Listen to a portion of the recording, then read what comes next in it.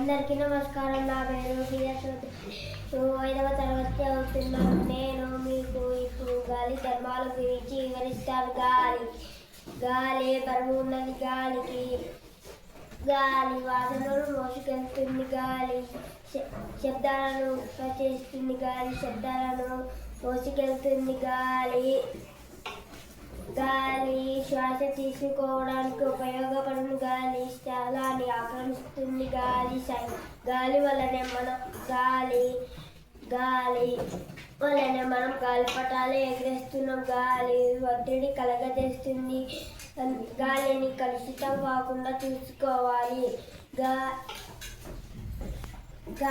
గాలికి బరువు ఉన్నది. గాలి స్థలాన్ని ఆక్రమిస్తుంది. గాలి శ్వాస తీసుకోవడానికి ఉపయోగపడును. గాలి వాసనలు మోసుకెళ్తుంది. గాలి శబ్దాలను ఉత్పత్తిస్తుంది.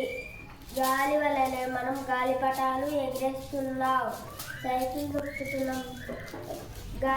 అందరికీ థ్యాంక్ యూ.